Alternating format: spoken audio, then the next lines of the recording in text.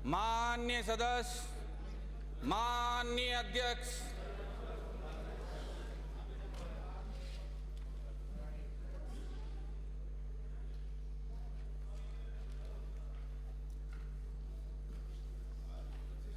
नमस्कार।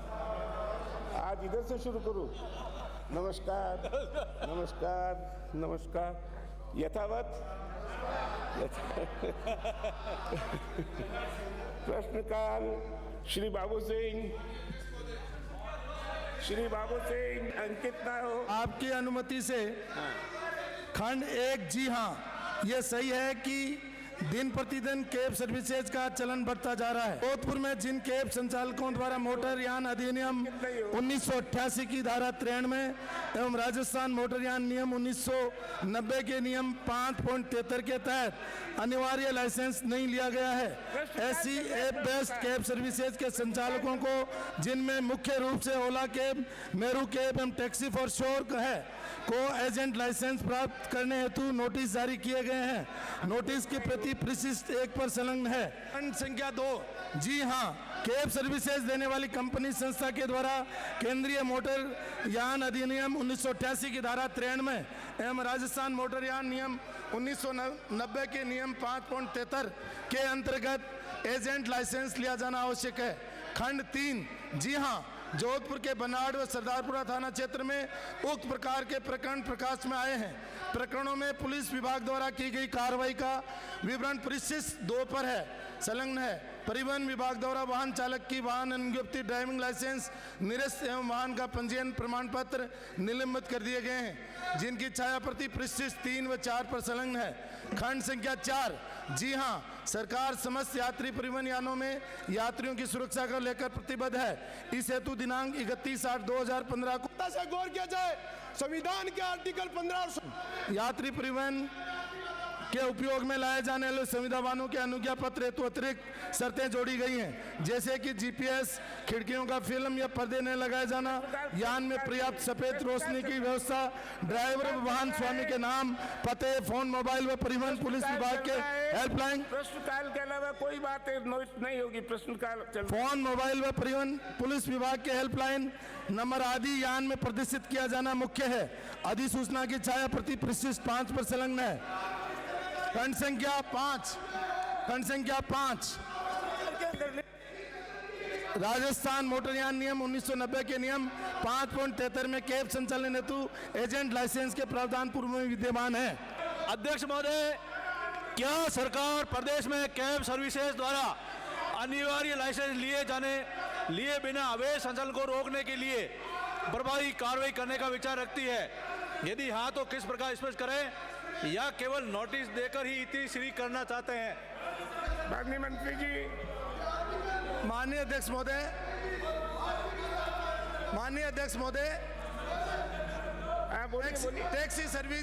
Taxi services के खिलाफ सिर्फ नोटिस ही नहीं दिया, इस तरीके की घटनाएं चाहे दिल्ली हो या देश और प्रदेश के अन्य जगह पर हो, बार बार पुनरावृत्ति नहीं हो, इसके लिए राज्य सरकार सचेत है। और राज्य सरकार ने इन सब बातों को ध्यान में रखते हुए आवश्यक निर्देश जारी किए हैं और संबंधित टैक्सी जो ड्राइवर है उसके लाइसेंस का निलंबन किया गया है और टैक्सी का रजिस्ट्रेशन भी निलंबन किया गया है। और माननीय अध्यक्ष महोदय, इन सब बातों को ध्यान में रखते हुए राज्य सरकार सचेत है और मैं माननीय सदस्य को विश्वास दिलाना चाहता हूं कि सरकार इस तरीके की टैक्सीज में इस तरीके की बातें दोबारा पुनरावृत्ति नहीं हो, उसके लिए काम करेगी और हम नए नियम बना करके उनको बांधेंगे।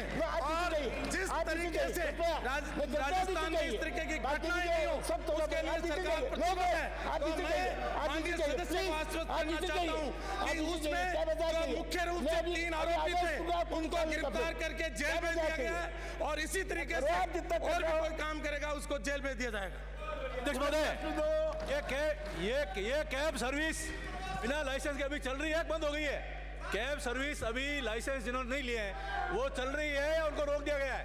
एक तो ये कैब सर्विस लाइसेंस लिए उसके अभी रजिस्ट्रेशन को निरस्त कर दिया है, अभी चल रही है और अब उसका पुनरावलोकन करके नए नियम लागू करके और कोई अपनी गाड़ी में फिल्म नहीं लगाए, ड्राइवर का सत्यापन करना और इन सब बातों को सरकार सुनिश्चित करेगी। मैं आपको आश्वस्त करना चाहता हूं कि गृह मंत्रालय और परिवहन विभाग दोनों संजीदगी के साथ काम करेंगे। श्री शोभाराम पटेल। अध्यक्ष महोदय, अच्छा, आप जवाब आना। माननीय मंत्री महोदय। अध्यक्ष महोदय, पूरा प्रश्न 1 मिनट, इनका जवाब। अध्यक्ष महोदय, क्या सरकार कैब सर्विसेज में हो रही आज अवांछनीय गतिविधियां, दुष्कर्म, अपहरण एवं अन्य वारदातों के लिए कैब सर्विस के खिलाफ कार्रवाई करने का विचार रखती है? यदि हाँ तो कब तक क्या कार्रवाई की गई, स्पष्ट करें। माननीय अध्यक्ष महोदय, इस तरीके के टैक्सी के खिलाफ कार्रवाई करने के लिए हम 1 महीने में पूरे राजस्थान से रिपोर्ट मंगा करके जो नियम विरुद्ध काम कर रहे हैं उनके खिलाफ सख्त कार्रवाई करेंगे। शोभाराम पटेल। माननीय अध्यक्ष महोदय, राजस्थान में व विशेषकर पश्चिमी राजस्थान में एक ही परमिट पर एक ही लाइसेंस पर एक से अधिक वाहन बसें अवैध रूप से चल रही है, उनके विरुद्ध कार्रवाई करने का विचार रखते हैं। दूसरा, जो ओवरलोड ट्रक है, शराब पीकर ड्राइवर चला रहे हैं, उनके विरुद्ध कार्रवाई करने का विचार रखते हैं या नहीं? एंगल सब में वोट होता है। एंगल माननीय अध्यक्ष महोदय, एक परमिट पर एक से अधिक वाहन का अगर संचालन करता कोई भी पाया गया उसके खिलाफ सख्त कार्रवाई करेंगे। हम अभी अभियान चला रहे हैं, उस अभियान के दौरान सरकार ये देखेगी कि इस तरीके के कोई भी वाहन संचालित नहीं हो, उसके लिए सरकार सख्ती से कार्रवाई करेगी। और जो माननीय सदस्य ने मुद्दा उठाया है उस पर शीघ्र 1 महीने में हम कार्रवाई करेंगे।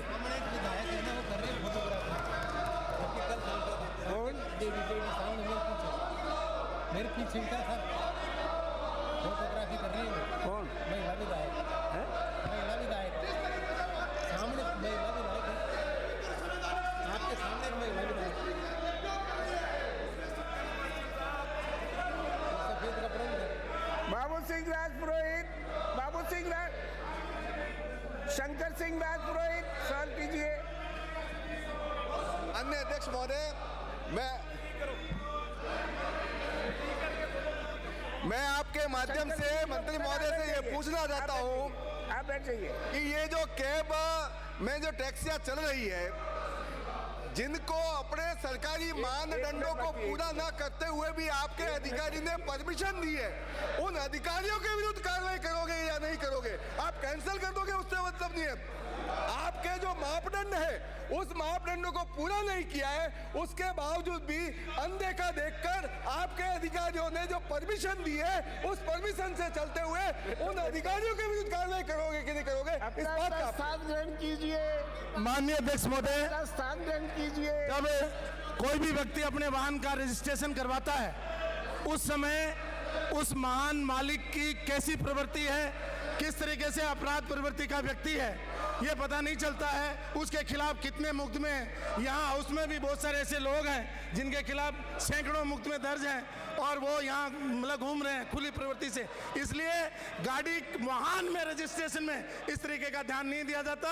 इसलिए मैं माननीय गृह मंत्री जी से भी कहूँगा, इस प्रवृत्ति के लोगों के खिलाफ कार्रवाई करें जिनके खिलाफ इस तरीके के मुकदमे हैं।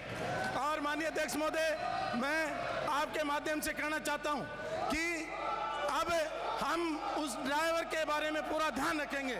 और आप सबको पता है कि ये भ्रष्टाचार की जननी हमेशा कांग्रेस रही है। जयराम जाटव पूरा प्रश्न करेंगे। माननीय अध्यक्ष जी, जो मंत्री जी ने जवाब दिया है, करेंगे, सारे लोग चिंता मत करो और आपके खिलाफ कार्रवाई करेंगे। आपके जो 18 मुकदमे हैं उसमें सरकार सख्ती से कार्रवाई करेगी। हम संतुष्ट हैं। अध्यक्ष महोदय, ये किस प्रकार का आचरण कर रहे हैं? क्या आचरण कर रहे हैं? ये क्या बात है अध्यक्ष महोदय? ये किस प्रकार का आचरण कर रहे हैं? ये क्या आचरण हो रहा है? ये क्या हो रहा है? क्या आचरण हो रहा है? क्या आचरण हो रहा है? सदन की कार्यवाही 12:30 बजे तक के लिए स्थगित की जाती है।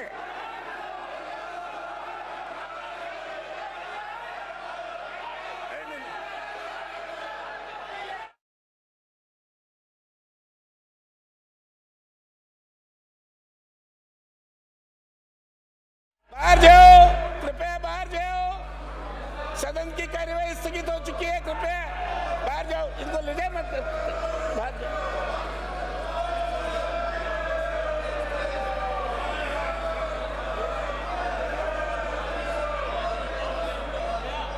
हाँ जाओ ना, बाहर जाओ, बाहर जाओ।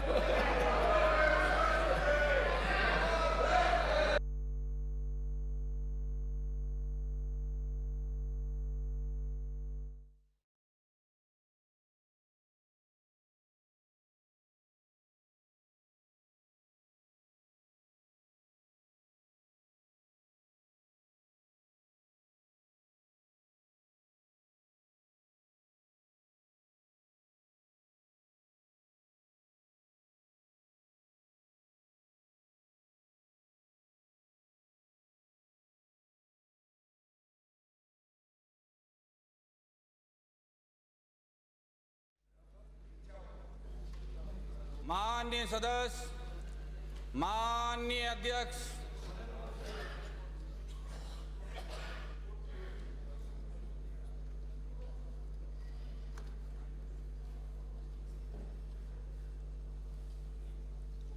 नमस्कार, नमस्कार, राम राम साहब, नमस्कार, नमस्कार, नमस्कार। अनुमति नहीं दी है। बिल पर बहस बोल लेना, बिल पर बहस हो तो बोल लेना, बोल लेना। मेरी बिना अनुमति के बोल रहे हैं, इधर से रिकॉर्ड नहीं हो। अधिसूचना है श्री राम प्रताप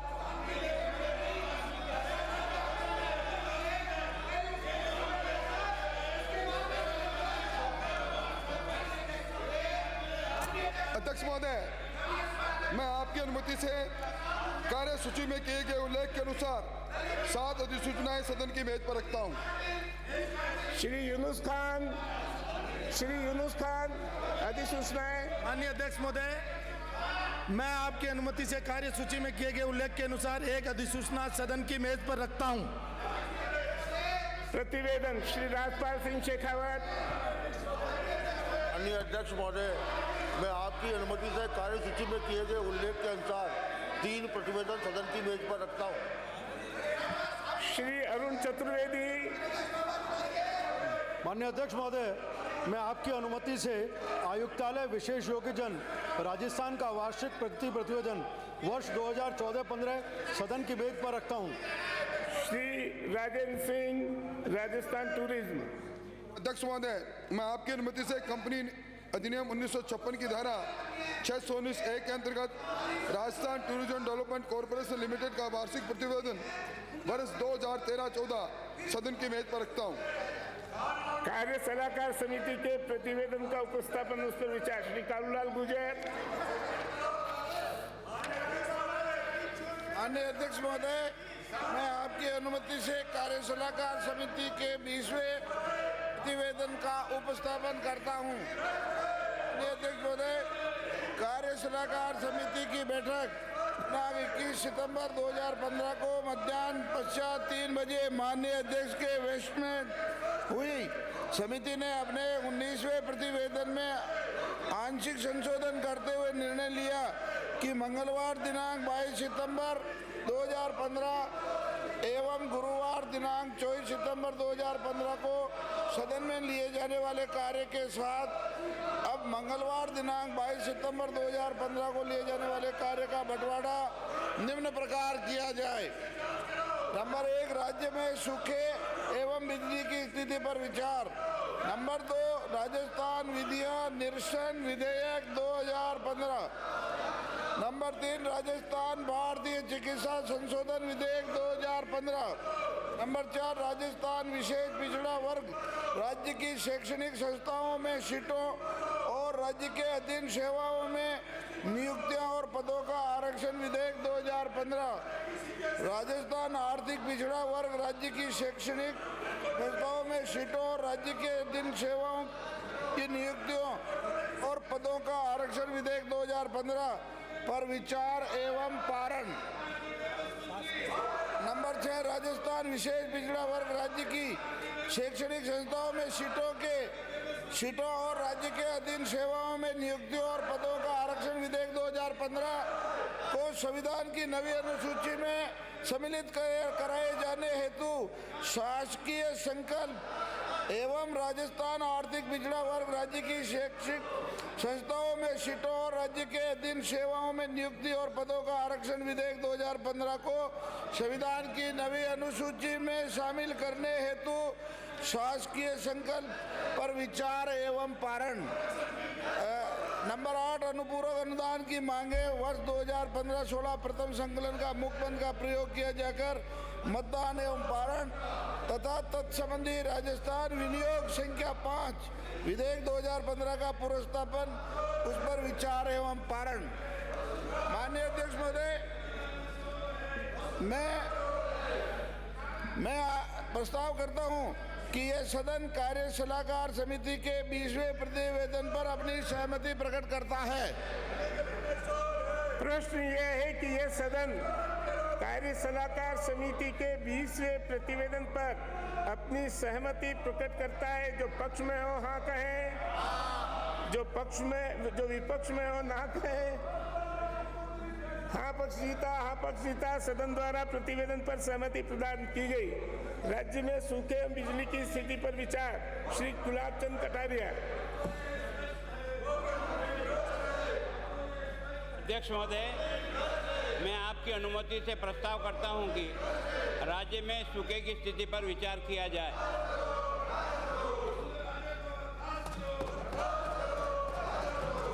आप दो। कोई बोलना चाहें? अध्यक्ष महोदय, मैं आपकी अनुमति से प्रस्ताव करता हूं कि राज्य में बिजली की स्थिति पर विचार किया जाए। श्री पुष्पेंद्र सिंह। अध्यक्ष महोदय, मैं आपकी अनुमति से प्रस्ताव करता हूं कि राज्य में बिजली की स्थिति पर विचार किया जाए। आप बोलेंगे कुछ गुलाब चंद जी?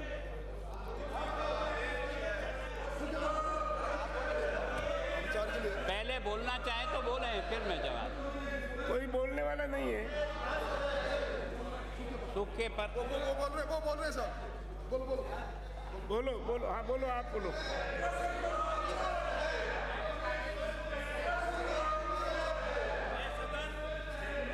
अध्यक्ष महोदय, राजस्थान की बोल रहे, उसके बाद आप रामेश सिंह जी बोल रहे हैं, फिर आप।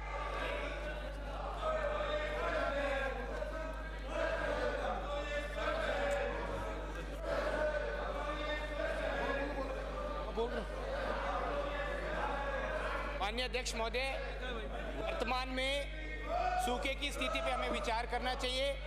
विपक्ष के लोगों को भी अपने क्षेत्र की जनता की चिंता करनी चाहिए। आज राजस्थान में जो सूखे के हालात बने हैं उन पे चिंता करना और चर्चा करना हमारा धर्म बनता है।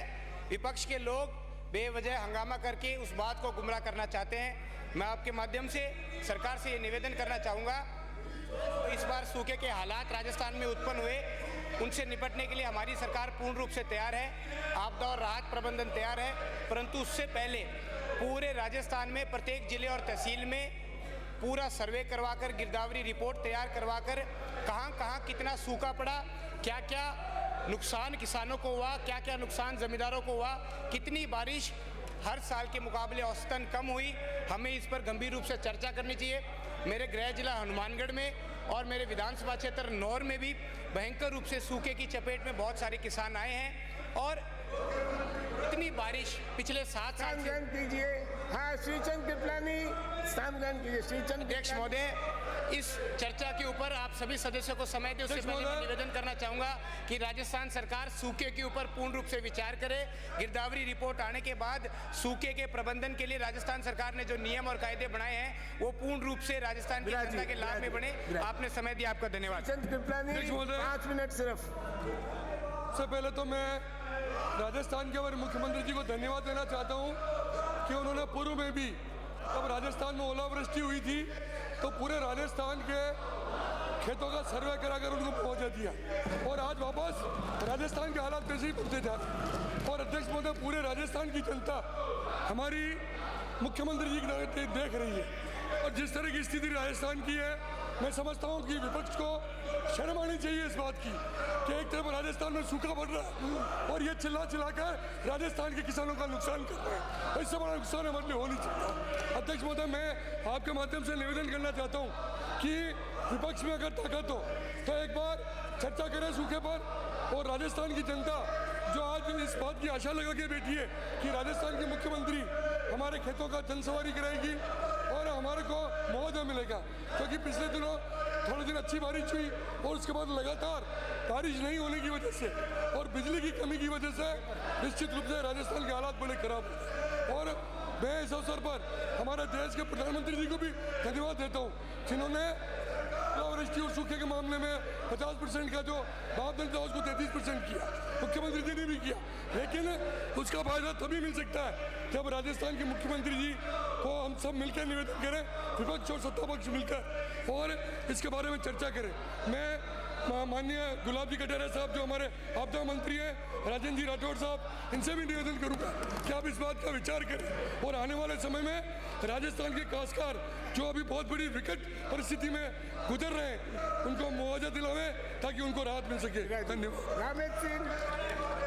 रामेश सिंह माननीय अध्यक्ष महोदय, मैं दूंगा। हमारी यशस्वी मुख्यमंत्री और हमारे अकाल रात मंत्री आदरणीय गुलाब जी कटारिया का आभारी हूँ कि किसानों के हित में जब भी किसान पर कोई प्राकृतिक आपदा आती है, निश्चित रूप से बड़ा हृदय करके सदन में सब विधायकों की राय लेकर के और जनहित और किसान हित के निर्णय लिए जाते हैं।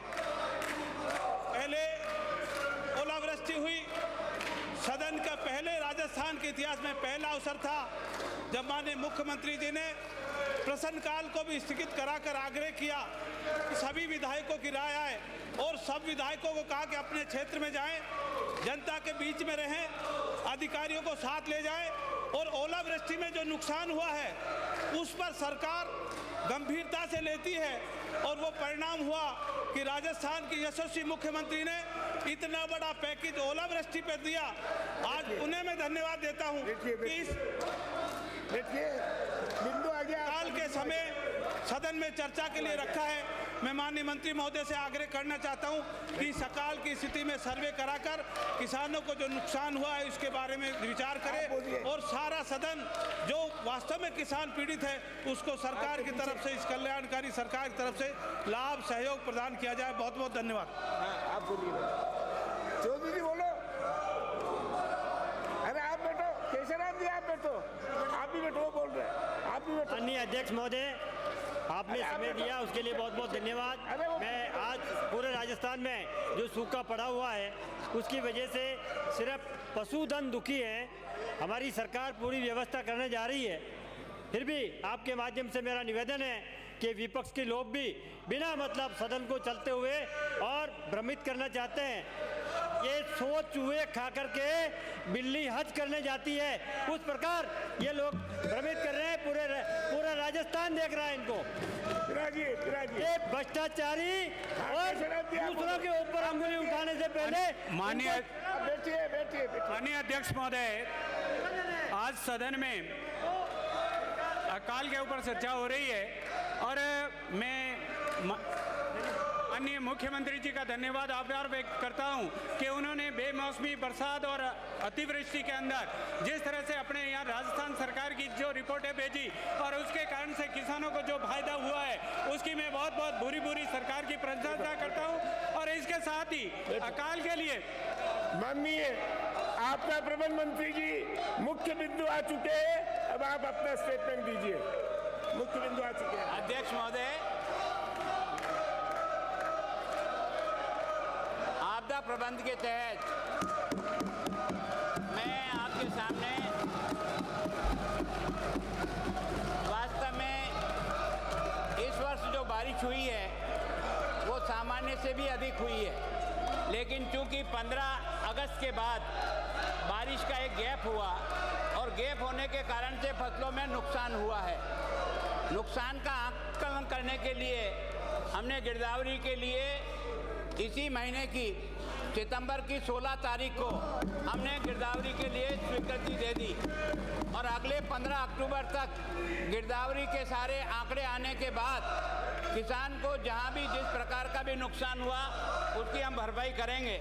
मैं आपकी जानकारी में लाना चाहता हूं कि राजस्थान के 2 जिले ऐसे हैं जिनमें सामान्य से भी बहुत अधिक बारिश हुई है, वो जैसलमेर और जालौर है।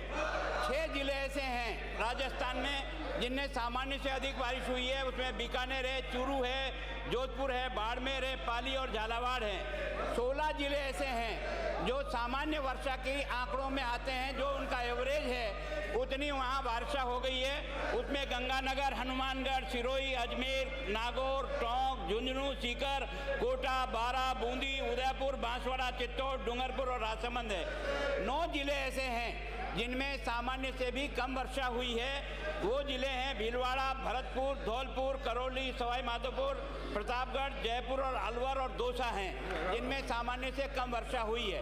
लेकिन 15 अगस्त के बाद वर्षा नहीं होने के कारण से निश्चित रूप से फसलों का नुकसान हुआ है और नुकसान के लिए हमने गिरदावरी के आदेश दे दिए हैं। जैसे ही गिरदावरी की रिपोर्ट आएगी, आप सब लोगों को, माननीय सदस्यों को ये सूचित करते हुए मुझे ये प्रसन्नता है कि पिछली बार हमने इसी हाउस में आपको कहा था कि हम अपने नॉर्म्स को बदलने के लिए केंद्र सरकार पर आग्रह करेंगे। पहले 50% से अधिक खराबे पर ही किसान को आपदा राहत का लाभ मिलता था, लेकिन अब सरकार के नॉर्म्स बदल जाने के कारण से 33% से कम खराबा होने तक को भी किसान को सभी प्रकार की राहत उसे मिलेगी। और मुझे आज ये कहते हुए प्रसन्नता है कि राजस्थान के इन 50-60 साल के इतिहास में ये पहली बार होगा कि राज्य सरकार ने अपने राशि से और केंद्र के सहयोग से 2400 करोड़ रुपया ऑनलाइन डिस्ट्रीब्यूट किया है। राजस्थान के शायद ये पहली बार होगा कि 2400 करोड़ रुपया ऑनलाइन डिस्ट्रीब्यूट किया है और किसी भी प्रकार की कोई शिकायत नहीं आई है। कुछ जगह अब आया है कि हमको ये नहीं मिला है, मैं उनको भी दिखवा रहा हूँ और आश्वस्त करता हूँ अगर नियमों के तहत वो आएंगे तो उनको भी उनका जो राहत है वो निश्चित रूप से मिलेगी। मैं ये भी कहना चाहता हूँ कि इस बार की बारिश से अधिकांश हमारे जो तालाब हैं वो भराव क्षमता से अधिक है। लगभग मैं कह सकता हूं कि राजस्थान के जितने भी बड़े बांध वृहद योजना हैं उनमें 82% पानी आज की तारीख में भरा हुआ है। 82% जितने भी बड़े बांधे हैं। 4.2 MCF पानी का जो है मैट्रिक क्यूबिक फीट पानी है, उसमें भराव क्षमता 51% है और 4.25 से कम भराव क्षमता के जो मैट्रिक क्यूबिक फीट हैं उनमें हमारा 44% भराव क्षमता है। राजस्थान एज ए होल ले लें तो हमारे तालाबों में जो पानी है वो अब तक 70% पानी हमारे पास आ चुका है और इसके कारण से पीने की पानी की समस्या केवल कुछ जिलों को छोड़कर बाकी जिलों में रहने वाली नहीं है। हमने आपकी बार जितना भी आपने देखा होगा पशुओं के शिविर लगाने के बारे में आपदा प्रबंधन के तहत गौशालाओं को जो ध्यान देना है वो हमने दिया है। अभी भी कुछ ऐसे सवाल आ रहे हैं कि हमें गौशाला का पैसा नहीं मिला या हमें नहीं। मैं उन सारे केसेस को दिखवा रहा हूँ, अगर वो हमारी सीमा में आएंगे, समय पे हुए हैं तो निश्चित रूप से मिलेगा। धन्यवाद। श्री पुष्पेंद्र सिंह। माननीय अध्यक्ष महोदय, ये बिजली जैसा एक महत्वपूर्ण विषय है जिसमें हमारे कांग्रेस के सदस्य जिनको आप बोलो को मतलब इस भाग लेना चाहिए। सूखे और बिजली में मतलब उनकी मतलब जिस तरह से मतलब उनका जो व्यवहार है, ऐसा लगता है कि सदन में उनका कोई इंटरेस्ट नहीं है। तो मैं आपको बताना चाहूँगा कि सरकार द्वारा केंद्र सरकार और राजस्थान सरकार ने मिलकर दीनदयाल उपाध्याय ग्राम ज्योति योजना के तहत जो हमारी मुख्यमंत्री की इच्छा थी 100 से कम आबादी वाले गांव और डानी के लिए केंद्र सरकार के साथ मिलकर हमने 2819 करोड़ रुपए हमने स्वीकृत कराए, जिससे आने वाले साल 1.5 साल के अंदर इसकी बिडिंग करके हम 100 से कम आबादी वाले गांव और डानी को भी बहुत जल्दी वितरित करेंगे। दीनदयाल उपाध्याय की 12 फेज और जो 13 फेज है, इसमें पूरे राजस्थान में मिलकर बीपीएल और एपीएल के लगभग हम 25 लाख से ज़्यादा हम कनेक्शन मतलब आने वाले समय में हम देंगे आम उपभोक्ता को। दूसरा मेरा आप सबसे निवेदन है कि बिजली के जो कृषि के कनेक्शन है, हमने लगभग 38,169 कनेक्शन के डिमांड हमने जारी किए। उसके 38,971 के हमने डिमांड जमा हुए। और मैं आपको विश्वास देता हूं सदन को कि 15 नवंबर से पहले राजस्थान में जो बचे हुए जो कृषि कनेक्शन जो जनरल कैटेगरी के हैं 15 नवंबर से पहले सभी किसानों को हम बिजली के कनेक्शन जारी करा देंगे। और इसके साथ साथ जो हमारे जो ड्रिप और स्प्रिंकलर के कनेक्शन है वो डिमांड लगभग 44,000 किसानों ने मतलब उसका डिमांड भरा है। और मैं आपको बताना चाहूँगा कि 38,000 कनेक्शन हमने जारी कर दिए, कनेक्शन भी हो गए, मात्र खाली 5,000 कनेक्शन बाकी है, उसको भी हम 1 महीने के अंदर इसको पूरा कर देंगे। और मैं आपको विश्वास देता हूँ कि 1 नवंबर से किसानों को 6.5 घंटे और 7 घंटे का ब्लॉक वापस हम किसानों को शुरू कर 1 नवंबर से हम शुरू कर देंगे ताकि किसानों को मतलब बिजली की किसी तरह की कमी नहीं रहे। विधायी कार्य विचारार्थ लिए जाने वाले विधेयक राजस्थान विधिया निरसन विधेयक 2015 श्री राजेंद्र राठौर। अध्यक्ष महोदय, मैं आपकी अनुमति से प्रस्ताव करता हूं कि राजस्थान विद्या निरसन विधेयक 2015 को विचारार्थ लिया जाए। प्रश्न ये है कि राजस्थान विधिया निरसन विधेयक 2015 को विचारार्थ लिया जाए। जो पक्ष में हो हाँ कहे, जो विपक्ष में हो ना कहे। हाँ पक्ष जीता विधेयक को विचारार्थ लिया गया। खंड 6 विचार, खंड 2 व 3 कोई संशोधन नहीं। प्रश्न ये है कि खंड 2 व 3 स्वीकार किए जाए। जो पक्ष में हो हाँ कहे, जो विपक्ष में हो ना कहे। हाँ पक्ष जीता खंड 2 व 3 स्वीकार किए गए। अनुसूची कोई संशोधन नहीं। प्रश्न ये है कि अनुसूची स्वीकार की जाए। जो पक्ष में हो हाँ कहे, जो विपक्ष में हो ना कहे। हाँ पक्ष जीता अनुसूची स्वीकार की गई। खंड 1 अधिनियमन सूत्र नाम आदि कोई संशोधन नहीं। प्रश्न ये है कि खंड 1 अधिनियमन सूत्र नाम आदि स्वीकार किए जाए। जो पक्ष में हो हाँ कहे, जो विपक्ष में हो ना कहे। हाँ पक्ष जीता खंड 1 अधिनियमन सूत्र नाम आदि स्वीकार किए गए। आप पारित करने के लिए रिक्वेस्ट कीजिए। राजेंद्र जी पारित करने के लिए रिक्वेस्ट कीजिए। अध्यक्ष महोदय, राजस्थान विद्या निरसन विधेयक 2015। अध्यक्ष महोदय, जैसा कि इस विधेयक के उद्देश्यों, कारणों और कथन में स्पष्ट किया गया है कि राज्य की विद्युत प्रणाली को आमजन हेतु पहुंच योग्य बनाने के लिए और उसमें सुधार करने के लिए वर्तमान प्रचलित कानूनों में पुराने कानूनों का अध्ययन करके ऐसे कानून जो अनावश्यक हो गए, अनुपयोगी हो गए या जिनकी प्रासंगिकता समाप्त हो गई।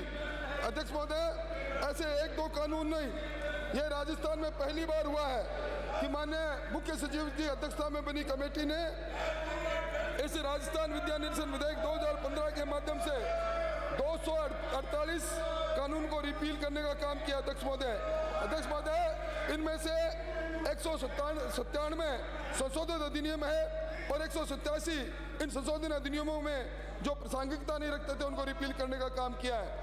61 मूल अधिनियम जो अनुपयोगी हो गए थे उनको भी इस राजस्थान विद्या निरसन विधेयक के माध्यम से रिपील करने का काम किया है। अध्यक्ष महोदय, ये स्वराज संकल्प यात्रा में माननीय मुख्यमंत्री जी ने कहा था कि राजस्थान के आम आवाम को सस्ता, सुंदर और सुलभ न्याय दिले। और ये जो कानून का मक्खर जाल बन गया था, जो इस प्रकार के कानून जो अपनी प्रासंगिकता खो चुके थे उनको रिपील करने का काम किया है। 26 विभाग है अध्यक्ष महोदय इसमें और 187 संशोधित अधिनियम है और उसमें कुल राजस्थान में 412 कानून है, उसमें से 41 मूल अधिनियम को रिपील करने का काम किया है। राजस्थान जनरल क्लोजेज एक्ट में भी सेक्शन 7 में इस प्रकार का प्रावधान है कि जो अमेंडमेंट एक्ट है ये जब मूल एक्ट का हिस्सा बन जाते हैं तो ये प्रासंगिक नहीं रहते। इसलिए अध्यक्ष महोदय, ये एक बहुत अच्छा काम हुआ है राजस्थान के इतिहास में कि इस पूरे कानून के मक्खर जाल में राजस्थान के आम आवाम को सस्ता, सुंदर, सुलभ न्याय मिले, उस ओर उठाया गया। ये ऐतिहासिक कदम है। इससे पहले 1997 में स्वर्गीय भैरव सिंह जी शेखावत ने एक दवे कमीशन बनाया था। उस समय 303 अमेंडेड कानून को रिपील किया गया था। 1997 के बाद ये पहला मौका है जब राजस्थान की सरकार ने, माननीय मुख्यमंत्री जी ने, वसुंधरा जी ने जो स्वराज संकल्प यात्रा के दौरान राजस्थान के आम आवाम को कहा था कि हम सस्ता न्याय दिलाएंगे उस ओर उठाया गया ये मजबूत कदम है। इसलिए अध्यक्ष महोदय, मैं प्रस्ताव करता हूं कि राजस्थान विद्या निरसन विधेयक 2015 को पारित किया जाए। प्रश्न ये है कि राजस्थान विद्या निरसन विधेयक 2015 को पारित किया जाए। जो पक्ष में हो हाँ कहे, जो विपक्ष में हो ना कहे। हाँ पक्ष जीता, हाँ पक्ष जीता। राजस्थान विद्या निरसन विधेयक 2015 को पारित किया गया। राजस्थान भारतीय चिकित्सा संशोधन विधेयक 2015, श्री राजेंद्र राठौड़। अध्यक्ष महोदय, मैं आपकी अनुमति से प्रस्ताव करता हूं कि राजस्थान भारतीय चिकित्सा संशोधन विधेयक 2015 को विचारार्थ लिया जाए। प्रश्न ये है कि राजस्थान भारतीय चिकित्सा संशोधन विधेयक 2015 को विचारार्थ लिया जाए। जो पक्ष में हो हाँ कहे, जो विपक्ष में हो ना कहे।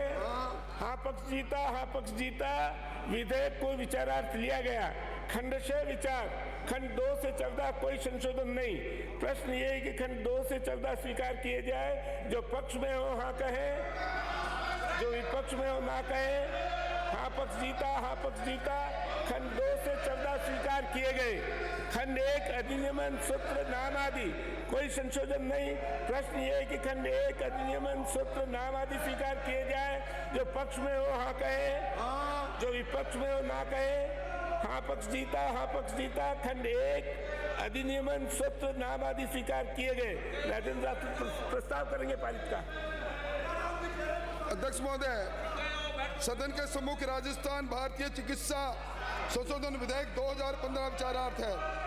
अध्यक्ष महोदय, जिस प्रकार इसके प्रस्तुत विधेयक के पृष्ठ 19 में उद्देश्य व कारणों में स्पष्ट है कि भारतीय चिकित्सा पद्धति और विशेष तौर पर योग और प्राकृतिक चिकित्सा को बढ़ावा देने के लिए राज्य में योग और प्राकृतिक चिकित्सा क्षेत्र में जो योग्यताधारी चिकित्सक है उनके रजिस्ट्रेशन के लिए, उनकी सेवाओं को रेगुलेट करने के लिए तथा योग और प्राकृतिक चिकित्साओं को कानूनी संरक्षण देने के लिए यह ऐतिहासिक विधेयक आज सदन के सामने विचारार्थ है।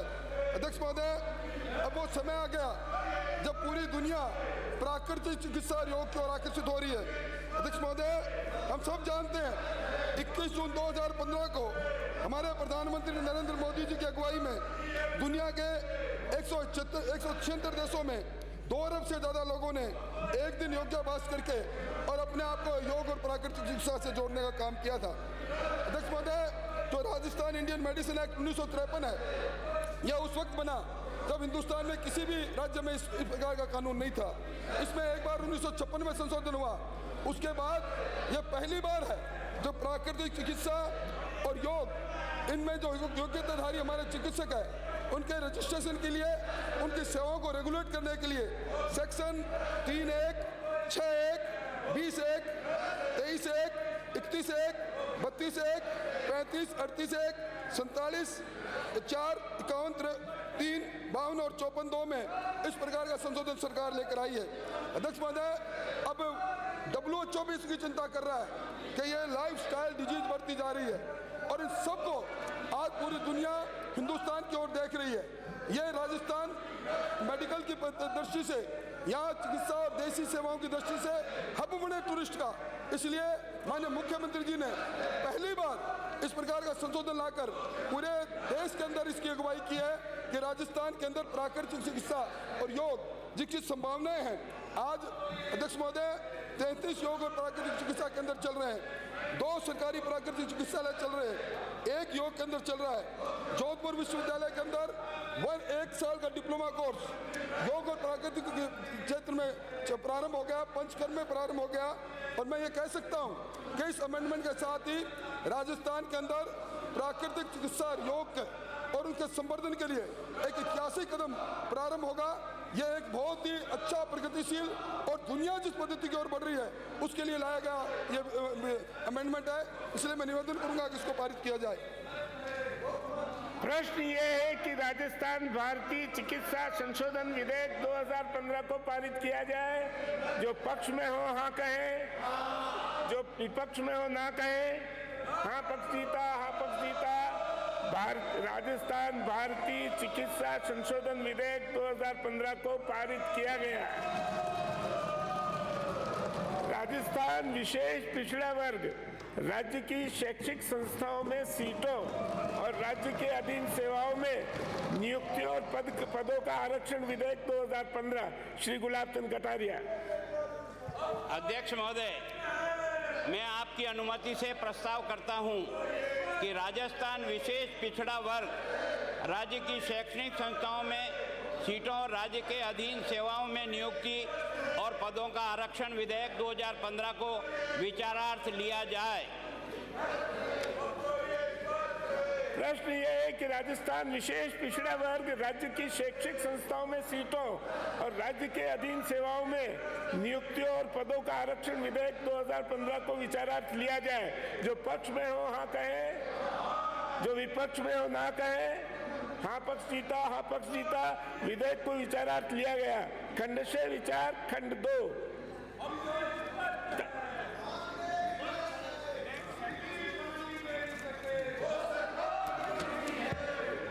स्वीकार की। प्रश्न है कि खंड 2 स्वीकार किया जाए। जो पक्ष में हो हाँ कहे, जो विपक्ष में हो ना कहे। हाँ पक्ष जीता, हाँ पक्ष जीता। खंड 2 स्वीकार किया गया। खंड 3 से 9 कोई संशोधन नहीं। प्रश्न ये है कि खंड 3 से 9 स्वीकार किए जाए। जो पक्ष में हो हाँ कहे, जो विपक्ष में हो ना कहे। हाँ पक्ष जीता, हाँ पक्ष जीता। खंड 3 से 9 स्वीकार किए गए। खंड 1 अधिनियमन सूत्र नाम आदि कोई संशोधन नहीं। प्रश्न ये है कि खंड 1 अधिनियमन सूत्र नाम आदि स्वीकार किए जाए। जो पक्ष में हो हाँ कहे, जो विपक्ष में हो ना कहे। हाँ पक्ष जीता, हाँ पक्ष जीता। खंड 1 अधिनियमन सूत्र नाम आदि स्वीकार किए गए। गुलाब चंद कटारिया प्रस्ताव करेंगे। अध्यक्ष महोदय, शिक्षण संस्थाओं में और राजकीय सेवा में विशेष पिछड़ा वर्ग आरक्षण के संबंध में एक लंबे समय से विचार चल रहा था और उसको ध्यान में रख करके सरकार ने उन सारी कमियों जिसको न्यायालय ने अपने सामने रखा था, भारतीय संविधान के तहत अनुसूचित जाति जनजातियों के आरक्षण की व्यवस्था आज़ादी के पश्चात से ही प्रभाव में है। बाद के वर्षों में पिछड़े वर्गों को भी आरक्षण का प्रावधान केंद्र और राज्य सरकार के स्तर पर किया गया। पिछड़े वर्ग में राज्य की कुछ ऐसी गुमंतु जातियां भी शामिल है जो समाज की कुछ मुख्य धारा से पूरी तरह कटी हुई है और जिसका जीवन निर्वाह पूर्णतः पशुपालन पर निर्भर है और जो अत्यंत पिछड़ी हुई है। ये जातियां अपने निवास की अस्थायी प्रकृति और गुमंतु जीवन होने के कारण राजकीय योजनाओं और आरक्षण का प्रावधान का लाभ उठाने की स्थिति में नहीं आ सकी। इन जातियों को समाज की मुख्य धारा से जोड़ने और राजकीय योजना का लाभ पहुंचाने के प्रयोजन से राज्य सरकार द्वारा दिनांक 7/6/7 को चोपड़ा कमेटी का गठन किया गया, जिसके व्यापक विचार विमर्श और परीक्षण के बाद अपने अध्ययन के आधार पर 15/12/7 को एक रिपोर्ट राज्य सरकार को प्रस्तुत की। अपनी रिपोर्ट की कमेटी के प्राप्त ज्ञापनों, सुनवाई, मौका निरीक्षण और साथ ही माननीय सर्वोच्च न्यायालय के इस विषय संबंधित विभिन्न निर्णयों पर भी ध्यान रखा। कमेटी ने अपनी रिपोर्ट में गुर्जर आदि विभिन्न गुमंतु जातियों के अनुसूचित जाति वर्ग में शामिल करने से पूर्व एक निश्चित प्रक्रिया का पालन करने का सुझाव दिया। वहीं इन जातियों से जुड़े इलाकों के लोक कल्याण और विकास के लिए विशेष प्रयास करने की आवश्यकता पर भी बल दिया।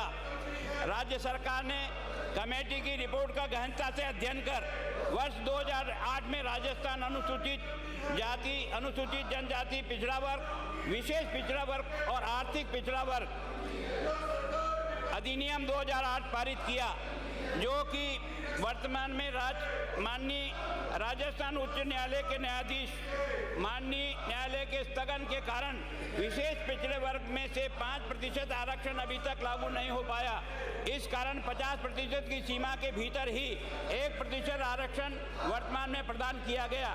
बाद में उच्च न्यायालय ने 22/12/10 के आदेश की पालना में क्वालिफाइड डेटा उपलब्ध कराने, इस आधार पर उचित सिफारिश प्रस्तुत करने हेतु राज्य सरकार द्वारा जून 2012 में न्यायमूर्ति इसरानी आयोग का गठन किया गया, जिसके व्यापक अध्ययन और विचार विमर्श के बाद नवंबर 2012 में अपनी सिफारिशें प्रस्तुत की।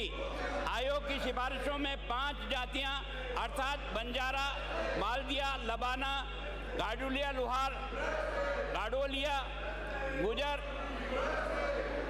रायका, रेबारी, कोष्टक, देवासी, गाड़िया, गायरी को विशेष पिछड़ा वर्ग के रूप में मान्यता देने और इस रूप में पृथक से 5% आरक्षण विशेष तौर पर दिए जाने की सिफारिश भी शामिल थी। इन सिफारिशों को राज्य सरकार द्वारा स्वीकार करते हुए 5% आरक्षण विशेष पिछड़ा वर्ग के रूप में इन 5 जातियों के लागू करने हेतु अधिसूचना जारी की। बाद में इस अधिसूचना पर भी माननीय उच्च न्यायालय द्वारा रोक लगा दी गई, जिसमें गुजर समाज विशेष रूप से आंदोलनरत था।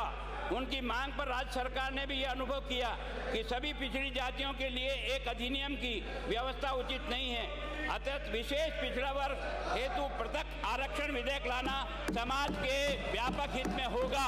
तदनुसार ही विशेष पिछड़ा वर्ग की 5% आरक्षण प्रदान करने के प्रयोजन से यह पृथक आरक्षण विधेयक राजस्थान विशेष पिछड़ा वर्ग राज्य के शैक्षणिक संस्थाओं में सीटों और राज्य के अधीन सेवाओं में नियुक्ति और पदों के आरक्षण विधेयक 2015 सदन के सम्मुख प्रस्तुत किया जा रहा है। इसे पारित होने के पश्चात निर्धारित प्रक्रिया से संविधान की 9वीं अनुसूची में शामिल करने हेतु भी राज्य सरकार भरसक प्रयास करेगी। इस विधेयक से ऊपर अंकित 5 जातियों को विशेष पिछड़ा वर्ग के रूप में परिभाषित करते हुए राज्य की शैक्षणिक संस्थाओं में प्रवेश और राज्य के अधीन सेवा में नियुक्ति में 5% आरक्षण प्रदान किया जाएगा। पारित किया जाए, रिक्वेस्ट कीजिए। अरे इसको पारित करने का रिक्वेस्ट, पारित करने का रिक्वेस्ट करो, पारित करने की रिक्वेस्ट करो ना। अध्यक्ष महोदय, मैं आपकी अनुमति से प्रस्ताव करता हूं कि राजस्थान विशेष पिछड़ा वर्ग राज्य की शैक्षणिक संस्थाओं में सीटों और राज्य के अधीन सेवाओं में नियुक्तियां और पदों का आरक्षण विधेयक 2015 को पारित किया जाए। प्रश्न ये है कि राजस्थान विशेष पिछड़ा वर्ग राज्य की शैक्षिक संस्थाओं में सीटों और राज्य के अधीन सेवाओं में नियुक्तियों और पदों का आरक्षण विधेयक 2015 को पारित किया जाए। जो पक्ष में हो हाँ कहे, जो विपक्ष में हो ना कहे। हाँ पक्ष जीता, हाँ पक्ष जीता। राजस्थान विशेष पिछड़ा वर्ग राज्य की शैक्षिक संस्थाओं में सीटों और राज्य के अधीन सेवाओं में नियुक्तियों और पदों का आरक्षण विधेयक 2015 को पारित किया गया। राजस्थान आर्थिक पिछड़ा वर्ग राज्य की शैक्षिक संस्थाओं में सीटों अध्यक्ष और महोदय, राज्य के अधीन सेवाओं में नियुक्तियों और पदों का आरक्षण विधेयक 2015 श्री गुलाब चंद कटारिया। महोदय, अध्यक्ष जी, मैं आपकी अनुमति से प्रस्ताव करता हूं कि राजस्थान आर्थिक पिछड़ा वर्ग नियमों को राज्य की शैक्षणिक संस्थाओं में तवज्जो दीजिए। सीटों और राज्य के अधीन सेवाओं में नियुक्तियां और पदों पर आरक्षण विधेयक 2015 को प्रस्तुत करता हूं। Point of order sir. प्रश्न ये है कि संवैधानिक आपत्ति है इस बिल पर। कोई पॉइंट ऑफ ऑर्डर संवैधानिक आपत्ति को सुनिए। प्रश्न ये है कि राजस्थान आर्थिक पिछड़ा वर्ग राज्य की शैक्षिक संस्थाओं में सीटों और राज्य के अधीन सेवाओं में नियुक्तियों और पदों का आरक्षण विधेयक 2015 को विचारार्थ लिया जाए। जो पक्ष में हो हाँ कहे, जो विपक्ष में हो ना कहे।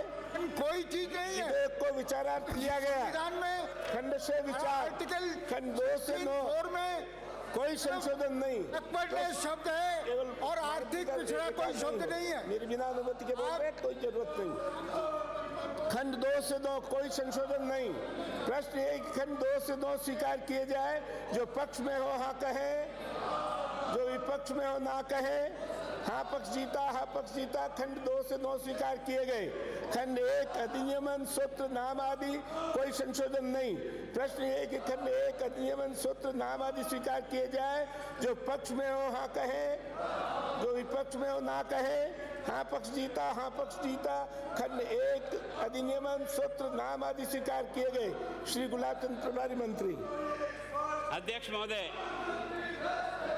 राज्य में आर्थिक पिछड़ा वर्ग शिक्षण संस्थाओं राज्य के अधीन सेवाओं के आरक्षण के लिए यह विधेयक हम ला रहे हैं। मैं सोचता हूं जिसका पिछले सत्र में 2008 में भी इस सदन ने इसको पास किया था, उसी के आधार पर हम उसमें जो जो कमियां खामियां रही थी या कोर्ट ने जो आदेश हमको दिया था उसकी पालना करते हुए हमने एक अलग से बिल लाए हैं। राजस्थान राज्य में अनुसूचित जातियां, अनुसूचित जनजातियों के आरक्षण का प्रावधान भारतीय संविधान लागू होने से कुछ वर्षों बाद से ही लगातार प्रभाव में है। इसके पश्चात पिछड़ा वर्ग आयोग की रिपोर्ट को मान्य करते हुए पिछड़ी जातियों को भी वर्ष 1993 में आरक्षण का प्रावधान केंद्र की भांति राज्य में भी लागू किया गया।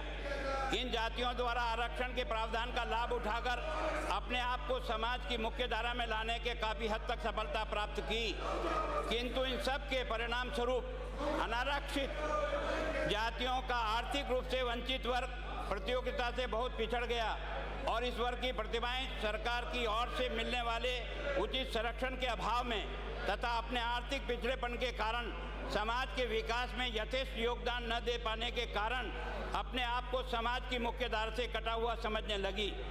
इस विशाल वर्ग के आक्रोश को महसूस करते हुए राज्य सरकार ने 17/9/7 को शशिकांत शर्मा की अध्यक्षता में राज्य आर्थिक पिछड़ा वर्ग आयोग का गठन किया। इस आयोग की अनारक्षित जातियों के आर्थिक रूप में कमजोर वर्ग का व्यापक अध्ययन किया गया, सुनवाई की, न्यायिक निर्णय का अनुशीलन किया गया और व्यापक विचार विमर्श के बाद 18 जून 2008 को अपनी सिफारिशें प्रस्तुत की। अपनी सिफारिशों से इस आयोग द्वारा इंदिरा साहनी बनाम यूनियन ऑफ इंडिया मामले में माननीय उच्चतम न्यायालय द्वारा निर्बल वर्ग वीकर सेक्शन की व्याख्या करते हुए दिए गए विचारों को अपनी सिफारिश का आधार बनाया और ऐसे परिवार जिसमें सभी स्रोत से परिवार की वार्षिक आय 1.5 लाख रुपए से कम हो को आर्थिक पिछड़ा वर्ग में माने जाने का अंतरिम सुझाव प्रस्तुत किया। साथ ही इन वर्गों को लोक सेवाओं में शैक्षणिक संस्थाओं में 12 से लेकर 15% आरक्षण दिए जाने की अनुशंसा की। इसके अतिरिक्त इन वर्गों के कल्याण हेतु शिक्षा, स्वास्थ्य, सुरक्षा, आवास और रोजगार के क्षेत्र में भी एक विशेष पैकेज दिए जाने का सुझाव दिया ताकि सामाजिक समरसता एवं प्राकृतिक न्याय सुरक्षित किया जा सके। राज्य सरकार द्वारा इस आयोग की सिफारिशों को उचित मानते हुए 2008 में राजस्थान अनुसूचित जाति, अनुसूचित जनजाति, पिछड़ा वर्ग, विशेष पिछड़ा वर्ग और आर्थिक पिछड़ा वर्ग राज्य के शैक्षणिक संस्थाओं में सीटों और राज्यों के अधीन सेवाओं में नियुक्ति और पदों का आरक्षण अधिनियम 2008 पारित कराया, किंतु माननीय राजस्थान उच्च न्यायालय द्वारा स्थगन दिए जाने से यह आरक्षण प्रदान अभी तक प्रभाव में नहीं लाया जा सका। अब जबकि राज्य सरकार विशेष पिछड़ा वर्ग हेतु प्रत्यक्ष आरक्षण विधेयक ला रहा है, इस अवसर पर प्राप्त हुआ है जब इन आर्थिक रूप से कमजोर लोगों के हित में भी ऐसा ही एक पृथक आरक्षण विधेयक लाया जाए। इसी को ध्यान में रखते हुए राज्य सरकार ने राजस्थान आर्थिक पिछड़ा वर्ग राज्य की शैक्षणिक संस्थाओं में सीटों और राज्य के अधीन सेवाओं में नियुक्ति और पदों के आरक्षण विधेयक 2015 लाने का नीतिगत निर्णय लिया, जिसके तहत इस विधेयक को सदन के सम्मुख प्रस्तुत किया जा रहा है। इस विधेयक में अनारक्षित वर्ग के आर्थिक पिछड़ों को शैक्षणिक सुविधाएं एवं राज्य की सेवाओं में 14% आरक्षण का प्रावधान किया गया है। राज्य सरकार का प्रयास रहेगा इस विधेयक को संविधान की 9वीं सूची में भी शामिल कराया जाए।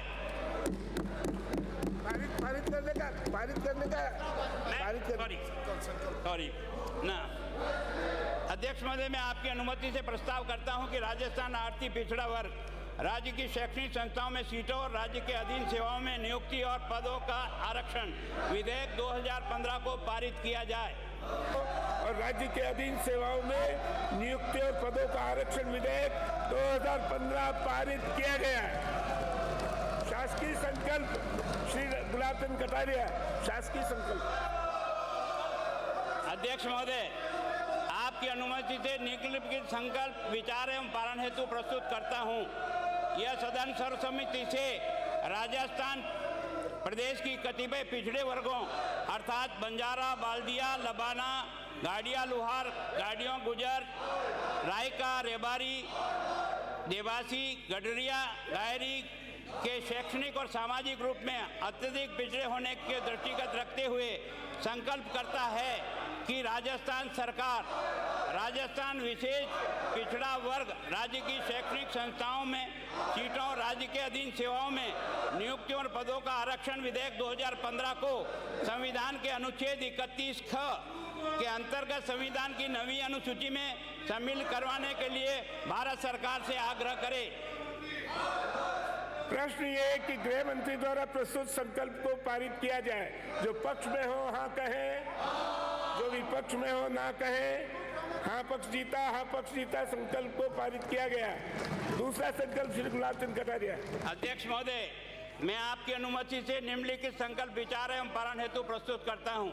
संकल्प: यह सदन सर्वसम्मति से राजस्थान प्रदेश की अनारक्षित वर्गों में सर्वाधिक गरीब वर्ग के विशेष परिस्थिति को दृष्टिगत रखते हुए संकल्प करता है कि राजस्थान सरकार राजस्थान आर्थिक पिछड़ा वर्ग राज्य की शैक्षणिक संस्थाओं में सीटों और राज्य के अधीन सेवाओं में नियुक्ति और पदों का आरक्षण विधेयक 2015 को संविधान में अनुच्छेद 33 ख के अंतर्गत संविधान की नवी अनुसूची में सम्मिलित करवाने के लिए भारत सरकार से आग्रह करे।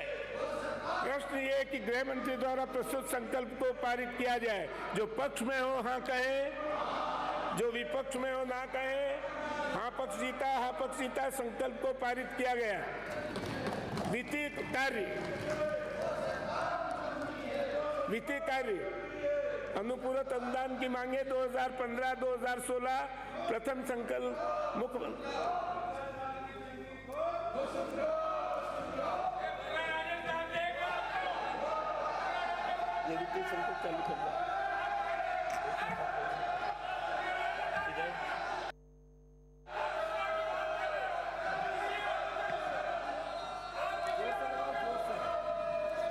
प्रश्न ये है कि अनुपूरक अनुदान की मांग संख्या 8 राजस्व के संबंध में 31 मार्च 2017 को समाप्त होने वाले वर्ष में किए जाने वाले व्यय के निमित्त राज्यपाल महोदय को रुपए 1000 तक की राशि और प्रदान की जाए। जो पक्ष में हो हाँ कहें, जो विपक्ष में हो ना कहें।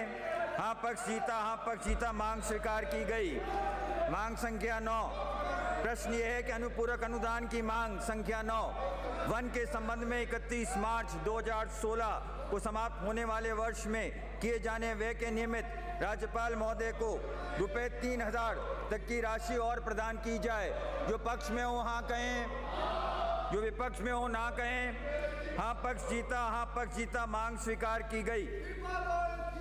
मांग संख्या 19। प्रश्न ये है कि अनुपूरक अनुदान की मांग संख्या 19 लोक निर्माण कार्य के संबंध में 31 मार्च 2016 को समाप्त होने वाले वर्ष में किए जाने वाले व्यय के निमित्त राज्यपाल महोदय को रुपए 4000 तक की राशि और प्रदान की जाए। जो पक्ष में हो हाँ कहें, जो विपक्ष में हो ना कहें। हाँ पक्ष जीता मांग स्वीकार की गई।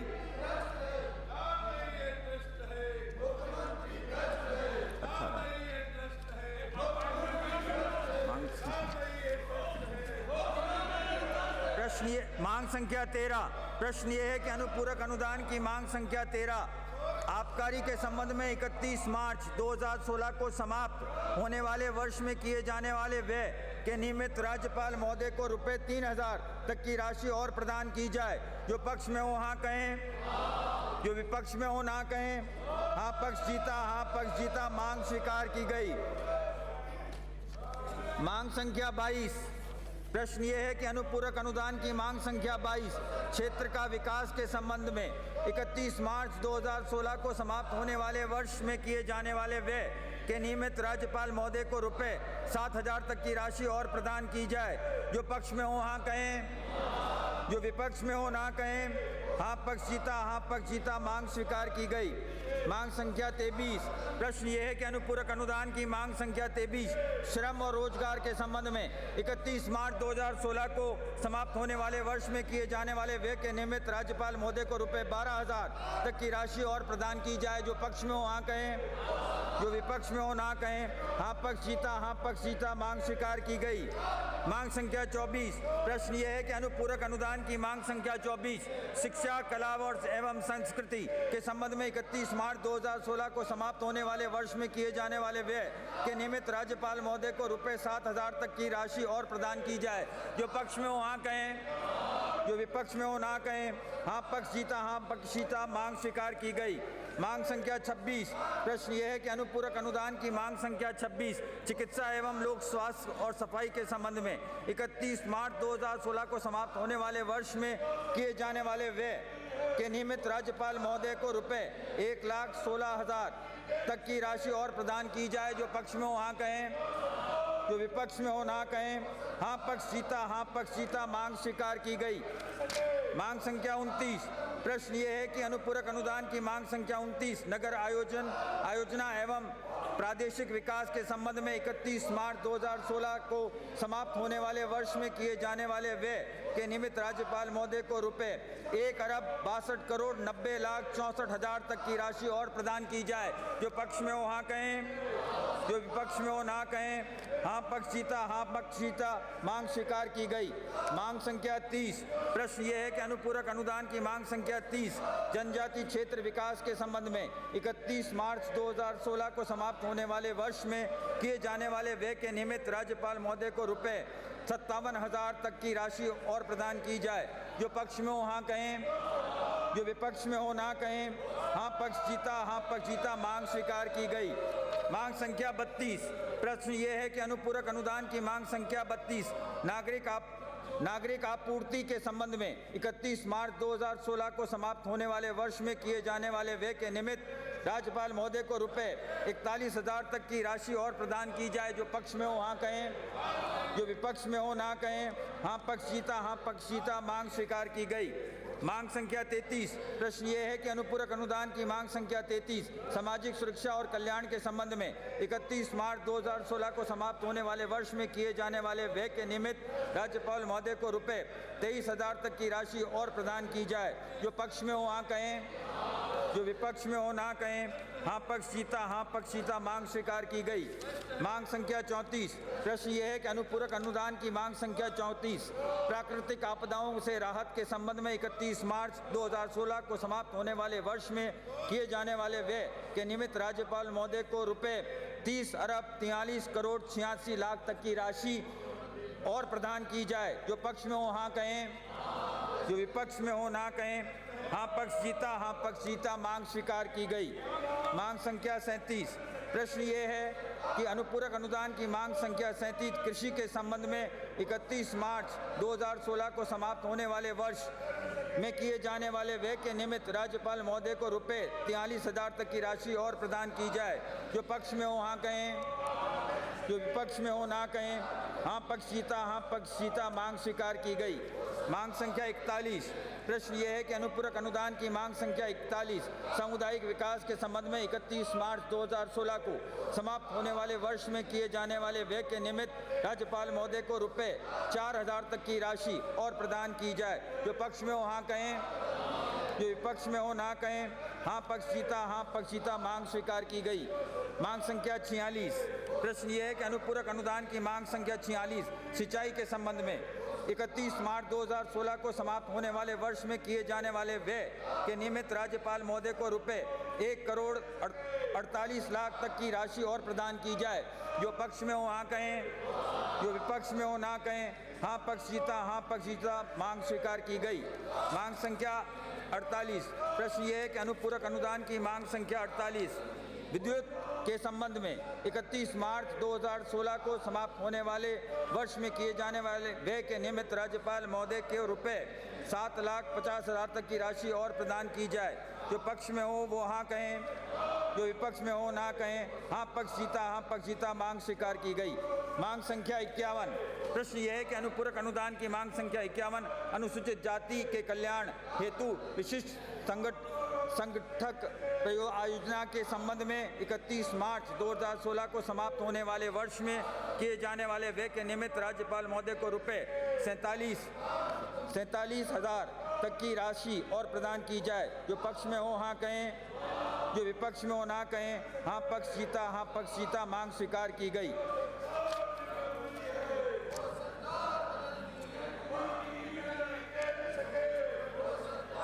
विधायी कर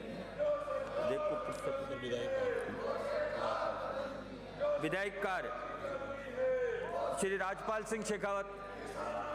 माननीय उपाध्यक्ष महोदय, मैं आपकी अनुमति से राजस्थान विनियोग संख्या 5 विधेयक 2015 को पुनर्स्थापित करने की आज्ञा के लिए प्रस्ताव करता हूं।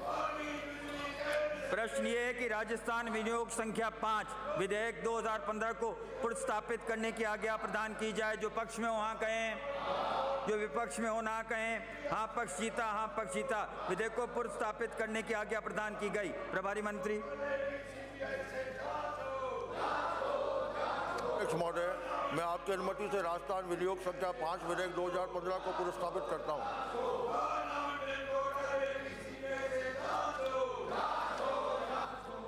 प्रश्न ये है कि राजस्थान विनियोग संख्या 5 विधेयक 2015 को विचारार्थ लिया जाए। जो पक्ष में हो वो हाँ कहें, जो विपक्ष में हो ना कहें हाँ पक्ष जीता, हाँ पक्ष जीता। विधेयक को विचारार्थ लिया गया। खंड 6 विचार, खंड 2 एवं 3 कोई संशोधन नहीं। प्रश्न ये है कि खंड एवं 3 स्वीकार किए जाएं। जो पक्ष में हो वो हाँ कहें, जो विपक्ष में हो वो ना कहें हाँ पक्ष जीता, हाँ पक्ष जीता। खंड 2 एवं 3 स्वीकार किए गए। खंड 1 अधिनियमन सूत्र नाम आदि कोई संशोधन नहीं। प्रश्न ये है कि खंड 1 अधिनियमन सूत्र नाम आदि स्वीकार किए जाएं। जो पक्ष में हो वो हाँ कहें, जो विपक्ष में हो वो ना कहें हाँ पक्ष जीता, हाँ पक्ष जीता। खंड 1 अधिनियमन सूत्र नाम आदि स्वीकार किए गए। श्री राजपाल सिंह शेखावत, प्रभारी मंत्री। मैं आपकी अनुमति से प्रस्ताव करता हूं कि राजस्थान विनियोग संख्या 5 विधेयक 2015 को पारित किया जाए।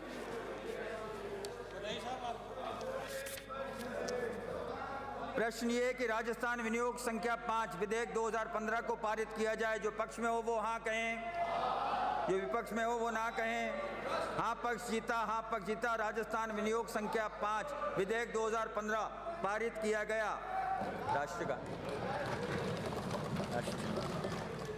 राष्ट्रगान कराइए।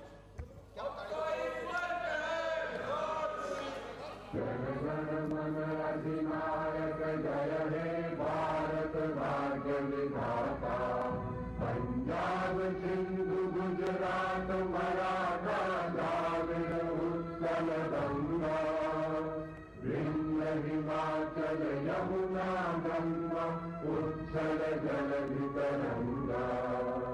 तब शुभ नामे जागे, तब शुभ आशीष मांगे, गाहे तब जय गाथा। जन गण मंगल दायक जय हे भारत भाग्य विधाता। जय हे जय हे जय हे जय जय जय जय हे। सदन की बैठक अनिश्चित काल के लिए स्थगित की जाती है।